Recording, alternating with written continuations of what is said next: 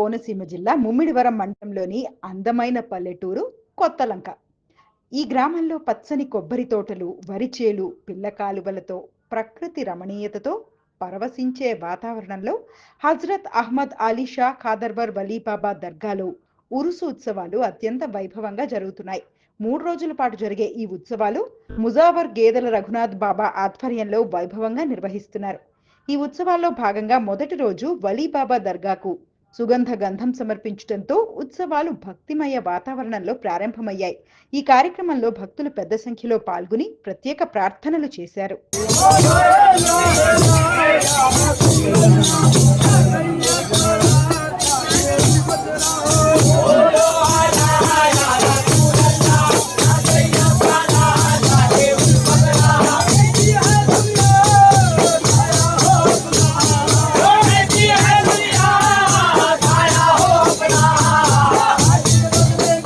రెండవ రోజు భక్తి సంగీత కార్యక్రమాలు, కవ్వాలి ప్రదర్శనలు జరుగుతాయి. స్థానిక బయటి కళాకారులు పాల్గొని ఆధ్యాత్మిక భావనలతో కూడిన సంగీత కచేరీలను అందిస్తారు.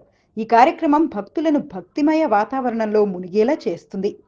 ఆఖరి రోజైన 3వ రోజు దర్గాలో వలీబాబా వారి దివ్య సమాధిపై పుష్పాలు, చాదర్ సమర్పణ కార్యక్రమం జరుగుతుంది. అనంతరం వలీబాబా దర్గా నుండి ఘనమైన ఊరేగింపు నిర్వహించబడుతుంది. ఈ ఊరేగింపులో భక్తులు పెద్ద ఎత్తున పాల్గొని భజనలు, ప్రార్థనలతో ఊరేగింపును శోభాయమానంగా నడిపిస్తారు. ఆంధ్రప్రదేశ్ తూర్పుగోదావరి జిల్లా కొత్తలంక గ్రామంలో ఏం చేసి ఉన్న సయ్యద్ అహ్మద్ అలీ షా ఖాదర్ వలీ బాబా గారి గంధోత్సవం అతి వైభవంగా జరుగుతున్నది. ఈ కార్యక్రమంలో ఏర్పాటు చేసిన అన్ని కార్యక్రమాలు దిగ్విజయంగా జరుగుతున్నాయి.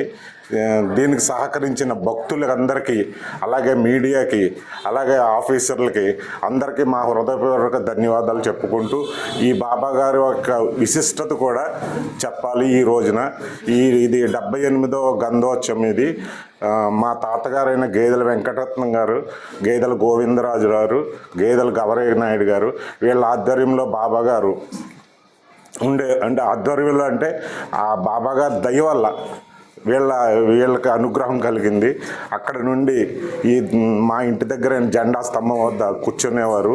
అక్కడ నుండి మా తాతగారులందరూ సేవ చేసుకునేవారు ఈ బాబా గారికి. మా తాతగారైన గేదెల వెంకటరత్నం గారు అక్కడ దర్గా నిర్మించాలని ఆలోచించారు. దానికి అన్నదమ్ములు ఇద్దరు సహకరించారు. అది అన్ని చోట్ల తిరిగి మొత్తం ఢిల్లీ మొత్తం అన్నీ తిరిగి నమూనాను తీసుకుని వచ్చి దర్గా కట్టించారు. అప్పటి నుంచి మా కుటుంబమైన గేదెల వారి కుటుంబమైన అందరం కూడా ఈ ఉరుసు ఉత్సవాలు దిగ్విజయంగా జరుపుతున్నాం. అసలు కొత్తలంక వలీబాబా గురించి చెప్పాలంటే స్థానికంగా చాలా కథనాలు ప్రాచుర్యంలో ఉన్నాయి. చాలా సంవత్సరాల క్రితం కొత్తలంక ప్రాంతానికి ఒక సూఫీ ఫకీర్ వలీబాబా వచ్చారని చెబుతారు. ఆయన తన జీవితం మొత్తం భక్తి, దయ, ఉపవాసం, ప్రార్థన, జనసేవలోనే గడిపారు. పూర్వం కొత్తలంకలో కలరా, ప్లేగు, మలేరియా వంటి వ్యాధులు వ్యాపించాయి. అప్పుడు వలీబాబా ప్రార్థనలు చేసి నీళ్లలో తవీజ్ వేసి ప్రజలకిచ్చారని, ఆ నీరు తాగిన వారు కోలుకున్నారని అంటారు. అలాగే ఒకసారి గోదావరిలో వరదల వల్ల పంటలు నాశనమయ్యాయి. బాబా ప్రత్యేక ప్రార్థన చేసి ఈ భూమి తిరిగి పుష్కలంగా పండుతుంది అని ఆశీర్వదించారట. ఆ ఏడాది నుంచే పంటలు విస్తారంగా పండాయని గ్రామ పెద్దలు చెబుతారు. వలీబాబా హిందూ దేవాలయాల దగ్గర కూడా కూర్చుని భజనలు విని ఆనందించేవారట. ఆయన దేవుడు ఒక్కరే, పేర్లు వేరే అని చెప్పి హిందూ ముస్లిం ఏకతను బలపరిచారు. అందుకే ఈరోజు హిందూ ముస్లిం ప్రజలు ఇద్దరూ ఆయనను సమానంగా పూజించడం మొదలైంది. వలీబాబా మరణించిన తర్వాత ఆయన సమాధి వద్దే దర్గా ఏర్పడింది. ప్రతి సంవత్సరము ఆయన వర్ధంతి సందర్భంగా ఉరుసు మహోత్సవం జరుపుతారు. బాబా గారికి విశిష్టత అంటే మా తాతయ్య గారి 3 అన్నదమ్ములు, వెంకటరత్నం, గోవిందరావు, తాతారావు గారు. వీళ్ళు సేవకు ఒక పొలాలలోకి వెళ్తేనప్పుడు బాబా గారు పడుకుని ఉన్నారట.